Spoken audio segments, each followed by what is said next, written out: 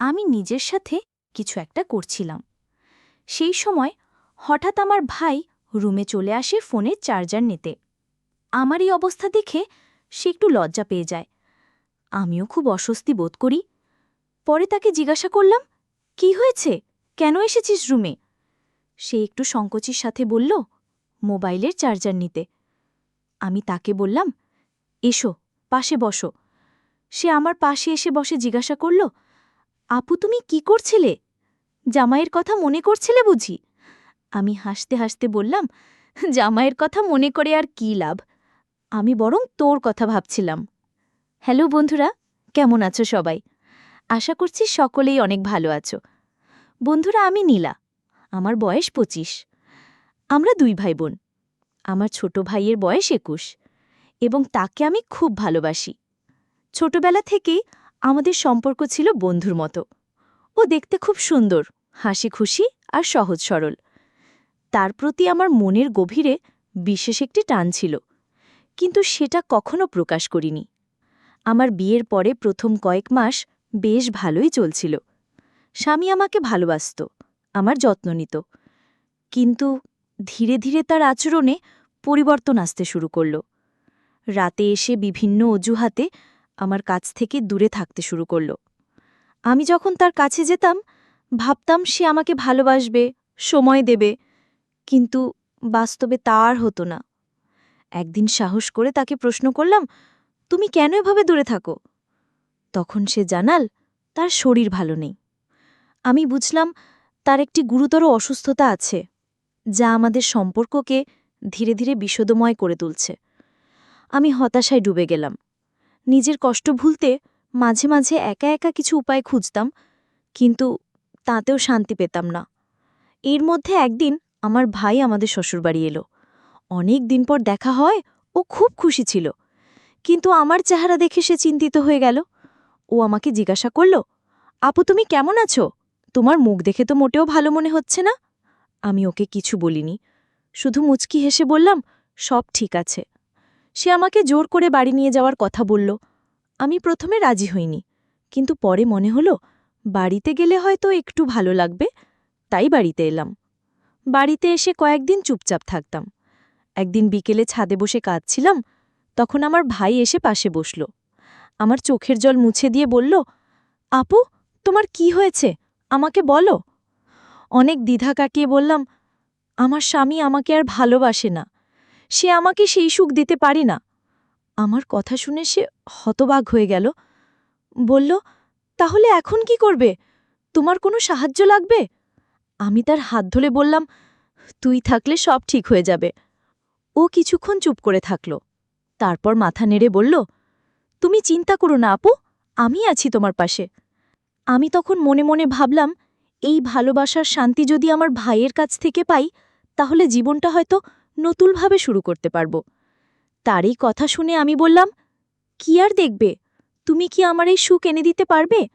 আমি এভাবে থাকতে পারি না, অনেক কষ্ট হয়।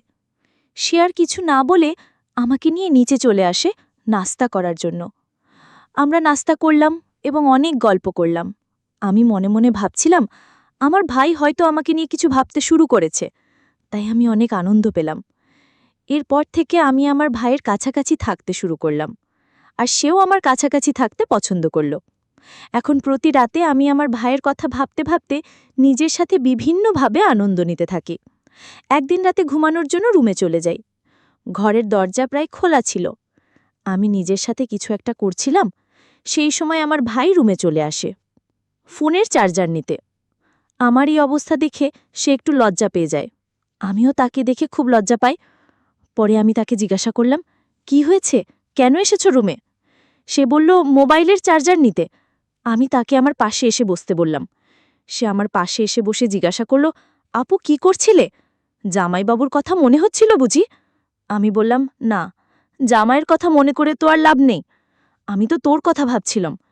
সে আমার কথা শুনে অবাক হয়ে যায় এবং বলে, কেন আপু? আমি বললাম, এত অবুঝ সাজতে হবে না।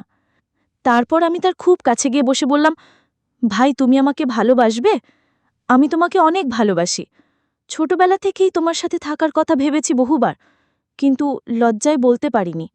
আজ বলছি, সে আমার কথা শুনে বলল, আপু, তুমি দেখতে অনেক সুন্দর, আমারও মন চাইতো, কিন্তু আমিও তোমাকে বলতে পারিনি ভয়। আমি তার মুখ থেকে এসব কথা শুনে অনেক খুশি হলাম আর তাকে আলিঙ্গন করে নিলাম।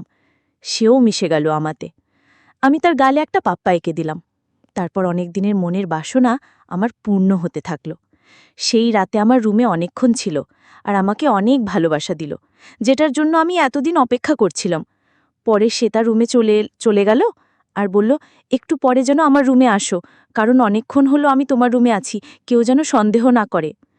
পরে আমি সুযোগ বুঝে তার রুমে গিয়ে আবার শুরু করলাম বাকি কাজগুলো। আমার ভাইয়ের এসব দেখে আমি তো অবাক হয়ে গেলাম। ভাবছিলাম যদি কিছুদিন আগে এসব হতো তাহলে আমি হয়তো বিয়েই করতাম না। আমরা সেদিন অনেকবার ঘনিষ্ঠ সময় কাটিয়েছিলাম।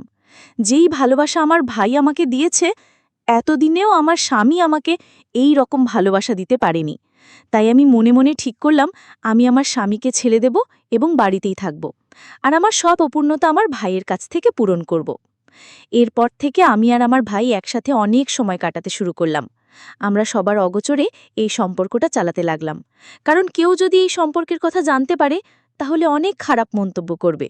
তাই আমরা খুব সাবধানে আমাদের সম্পর্কটা চালিয়ে যেতে থাকলাম। আমি এখন অনেক খুশি, কারণ আমার ভাই আমাকে অনেক ভালোবাসে এবং যত্ন নেয়। আমরা অনেক সময় বাইরেও ঘুরতে যেতাম, সেখানেও সুযোগ পেলে আমি আমার ভাইয়ের কাছ থেকে ভালোবাসা নিতাম। সেও আমার সাথে খুব খুশি ছিল, তাই সে আমাকে অনেক সময় দিত। কিছুদিন পর আমি আমার স্বামীকে ছেড়ে দিই। আমি বাড়িতে এসে আমার মায়ের সাথে সব শেয়ার করি এবং বলি যে জামাই আমাকে আর ভালোবাসে না। আমার কথা শুনে মা বললেন, যেটা তোমার ভালো মনে হয় সেটাই করো। স্বামীকে ছেড়ে দেওয়ার পর আমি নিজেই বাড়িতে থাকতে শুরু করি। আমি আর আমার ভাই একসাথে থাকা শুরু করলাম।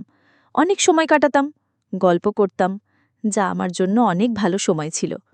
এখন আমরা সুযোগ পেলেই আপনভাবে সময় কাটাই। বন্ধুরা, গল্পটা কেমন লাগলো জানাতে ভুলবে না। ভালো থাকবেন সবাই। কথা হবে পরবর্তী একটি ভিডিওতে।